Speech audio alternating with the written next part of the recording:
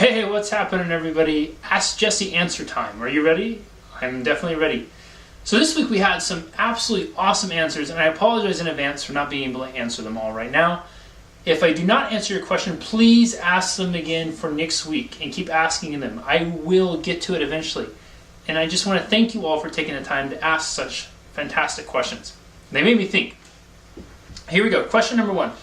This is from Kristen Bentoncourt, and Kristen asks, do you ever have a bad day? You always have a smile on your face and a positive attitude about everything. I admire that. Kristen's answer is absolutely. I definitely have some bad, and I wouldn't call them days. I don't believe there's really a bad day, but I do have bad moments. And I even have bad moments that spill over into bad hours. And what I do is, instead of allowing it to become a whole bad day, because let's be real, there is 24 hours in a day. Those hours are made up of 1,400 and some moments, right? That comes down to how many thousands and thousands of seconds. Most of the stuff that happens that is bad, that we classify as bad, happens over the course of a moment, several moments. It's not over a 24/7 day, it's moments.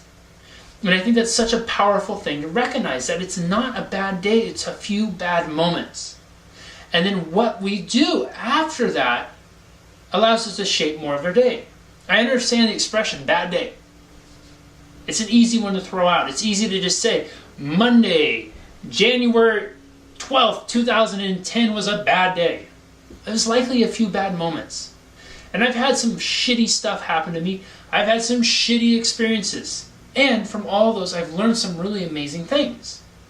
So what I found is, often when there's a bad thing or bad moment happening, it's a really good opportunity for me to learn and grow. I shared this with the Zero Limits Mastermind not too long ago. I was driving home, and I was at the light, and all of a sudden I felt this overwhelming wave of sadness. And rather than just getting really sad for not knowing why, I asked myself, why am I feeling sad right now? Where is this sadness coming from? And then I took a deep breath and reminded myself, okay, just because I'm feeling sad right now in this moment does not mean in any way that I'm a sad person. Maybe I just need to feel sad. So I allowed myself to feel sad for a minute. And then I said, okay, I'm over the sadness thing. I don't need to feel sad any longer. And so I took action and did things I knew would make me happy. I turned a song on the radio that I knew would make me pumped. I sang it as loud as I could, and I got really involved and moved my body around with it. Probably something like this. And by the time I made it home, I felt good. I felt better. And then if I ever find myself still lingering, I'll do something that I know is going to help. So remind yourself, when you're having a quote-unquote bad day, it's not necessarily a bad day, it's a few bad moments. And each moment, like the moment before it, is going to pass. If you choose to allow that moment to become the representative of the entire day, that's a different thing, and that's a different challenge, because it's not the day that's bad, it's your perception of what happened before and now carrying it over. Now that's the real problem. Okay? So remember, it's just a moment.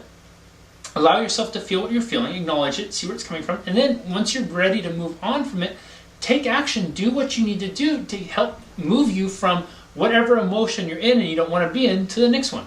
Great question. Number 2 comes to us from Desiree Wee. And Desiree asks, I'm trapped in a job that doesn't satisfy me, but somehow I don't have the courage to quit. Because then what? It's really draining me, and it's just not where my heart lies. Got any tips, Jesse? I like this one because I don't know what the global statistics are, so please forgive me, but in the United States, it's something like 80% of people at work do not like their job. And so when we're spending most of our waking time working, what that tells me is that 80% of people are spending most of their waking time doing things they don't enjoy. What I would encourage you, Desiree, and everybody else, is you have to find, if you're going to remain in the job, first of all, remind yourself that you're choosing to be in the job, not that you're trapped, because when we're trapped, it implies that we're a victim, that we're helpless. I understand it might feel like that, but there's always a choice. You could quit, and if you quit, that means there's a risk of maybe not finding another job right away, not finding something else, not finding something that pays as well, has this flexible vacation, whatever it is.